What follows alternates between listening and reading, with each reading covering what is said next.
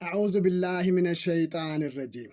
እስላሞች በአርሲ ሀገር ስለተገደሉ ክርስቲያኖች ሁኔታ እስቲ ልብ ብላችሁ ተከታተሉት። በክርስቲያኑና በእስላሙ መካከል ያለውን ልዩነትና ግልጽ የሆነ አድሎን በእውነት ታያላችሁ። እኔ በአርሲ ለተገደሉ ሰዎች የምደሰት ሰው አይደለሁም። ነገር ግን በክርስቲያኑና በእስላሙ መካከል የሚደረገውን አድሎ ለእስላሙ ሕዝብ ለማሳየት እሞክራለሁ። ለአርሲ ጉዳይ የፌዴራሉ ሚኒስትሮች ከፍተኛ የሆነ ትኩረት በመስጠት በአስቸኳይ ወይም በፍጥነት የመከላከያ እና የፌዴራል ሰራዊት ታዞ በክልሉ ጣልቃ በመግባት በሚገርም ሁኔታ ከፍተኛ የሆነ ምርመራና ክትትል በማድረግ ላይ ናቸው። ነገር ግን በወሎ ላይ መስጊድ ውስጥ ገብቶ ፋኖዎች ኢማሙን፣ ሙአዚኑን፣ ሰጋጆቹን፣ ዘበኛውን ሳይቀር ጨፍጭፎ የሄዱት ጉዳይም ዜጎች ናቸው።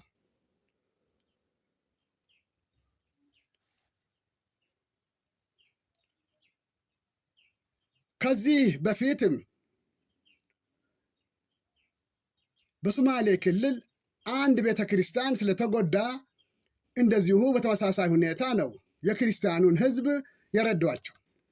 በአማራ ክልሎች እንደ እባብ ተከበው እየተቀጠቀጡ እና በጥይት የተገደሉት እስላሞች በአርሲ ከተገደሉት ክርስቲያኖች እጥፍ ናቸው፣ ወይም በብዛት በጣም ይበልጣሉ። እስላሞች በመሆናቸው ብቻ ነገራቸው በስልክ ነው ያለቀው። እንደ አርሲ ክልል በአማራም ክልል ጣልቃ ገብቶ መንግስት ማጣራት ይችል ነበር፣ አላደረገም። ከዛም በኋላ ዞር ብሎ ያያቸው ሰው የለም። በጎጃምም ውስጥ መስጊድን በአካባቢው ሰዎች ማንም እንዳይደርስ ወይም እሳቱን ለማጥፋት እንዳይሞከር ዱላ በያዙ ሰዎች ተከቦ ተቃጠለ። እንደዚሁም በዚሁ በአማራ ክልል ከ20 በላይ መስጊዶች ፈረሱ። የተጠየቀና የተያዘ ሰው የለም። ይህም በአንድ ሀገር ህዝቦች ላይ የሚደረግ ግልጽ የሆነ አድሎ ነው። የፌዴራሉ መንግስት ከፈለገ አሁን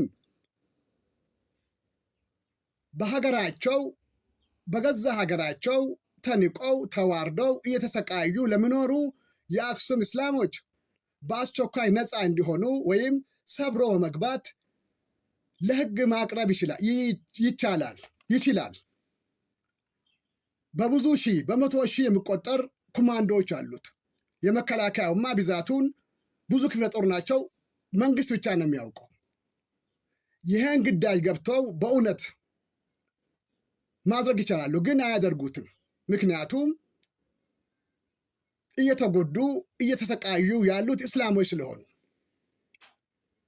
በፌዴራሉ ጠቅላይ ሚኒስትር አካባቢ አብዛኛቸው እስላምን የሚጠሉ ክርስቲያኖች ስብስብ ስለሆነ በመከላከያም በፌዴራሉ ሰራዊት አመራሮች ሰራዊቱም ክርስቲያኖች ስለሆኑ፣ ስለዚህ እስላሞች አላህ በስተቀር ምንም ረዳት የሌላቸውን እስላሞች እና አላህ በተለያዩ ሱራዎች ያከበራቸውን ለሃይማኖቱ መንገዶች አላህን በመፍራት የምንችለውን ነገሮች ሁሉ ትኩረት በመስጠት እንከታተለው።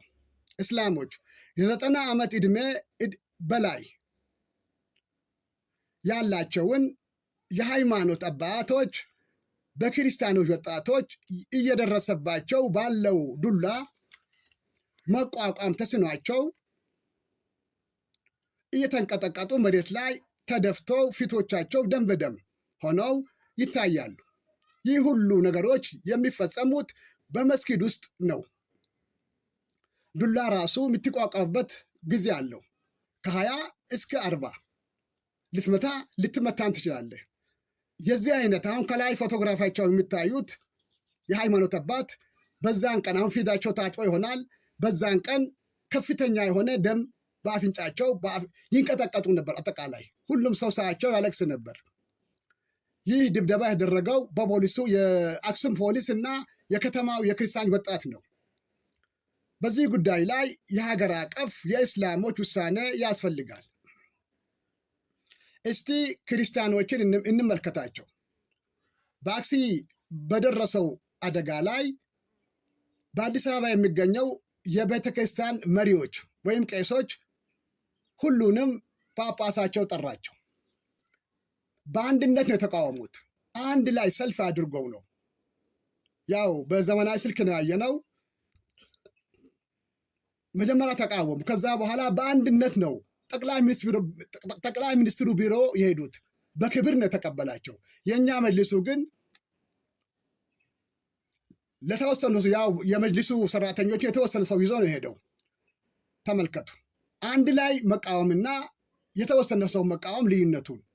እነሱ በተወካይ አማካኝነት የሆነ ጀነራል የትግራይ ተወካይ አለ መንግስት የመደበው ከሱ ጋር እንዲነጋገሩ አደረገ። ለዚሁ ነው እስላሙ ያልኩት የሀገር አቀፍ የእስላሞች ውሳኔ ያስፈልጋል በዚህ ጉዳይ ላይ። ለምን? አንደኛ የአላህ መንገዶች አደጋ ነው ጉዳይ ነው። ሁለተኛ የእስላሞች ስቃይ ነው። አንድነት ያስፈልጋል። ኢማሙ፣ እስታዱ፣ መጅልሱ ከዛ 60 ሚሊዮን በላይ ህዝብ ይከተላቸዋል ማለት ነው። ክብርም ይኖረናል። እስላሞች የአላህ የሃይማኖት መንገዶች በአደጋ ላይ ስለሆኑ አላህን የሚፈራና እስላም ነኝ የሚል ሁሉ ስለ አክሱም የአላህ መንገዶች እና የእስላሞች ሁኔታዎች ምን ላይ እንደሆኑ የሚከታተልና ሳይሰላች ለማወቅ ጥረት የሚያደርግ የሆኑ ሰዎች ብቻ እስላሞች ናቸው። ከዚያም አላህ በተለያዩ ሱራዎች ያከበራቸው መስጊዶች እንደተዘጉ እንደዚሁ የሚቀጥሉ ከሆነ የአላህ ቃሉ የሆነውን ቁርአንን በመከተል በአንድነት ወደ ትግል የሚገቡ ሰዎች በአላህ ዘንድ እስላሞች ናቸው። አላህ በቃሉ በተለያዩ ሱራዎች ይህንኑ ይገልጻል። አለበለዛ በአላህ መንገድ ላይ አላህ መንገዶች አደጋ ላይ ሲወድቁ ተከታይ ህዝቦች እየተገደሉ እየተሰቃዩ ከሆነ የማይታገል እስላም አይደለም አላህ ይለናል። በተለያዩ ሱራዎች ይገልጻል። እንመጣበታለን ሌላ ጊዜ። ስለሆነም ከአላህ የሃይማኖት መንገዶች በላይ በአላህ ዘንድ የሚታገሉለት ምንም ነገር የለም። ነቢዩ መሐመድም ሰለላሁ ዐለይሂ ወሰለም በሐዲሶቻቸው በአላህ መንገድ ላይ አደጋ ደርሶ እስላሞች ጥሪ ሲያሰሙ ወይም ድረሱልኝ ብሎ ሲጣሩ ያልደረሰ እስላም አይደለም አሉ።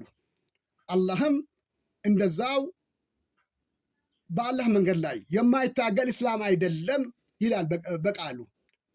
ስለዚህ ምንድን ነው የሚሆነው? እኛም አንድታገል ከሆነ ስማችን ብቻ እስላም ይሆናል ማለት ነው። ስለዚህ እስላሞች ሞተን አላህ ፊት መሄዳችን አይቀርም የምንል ከሆነ የአላህን ቁጣና እርግማንንም የምንፈራ እስላሞች ከሆነን ተረጋግተን የአላህን ቃል የማይሻር ስለሆነ እናስብበት። ጌታችን አላህንም ከልባችን በመፍራት የአክሱም እስላሞች ፍትህ የሚያገኙበትን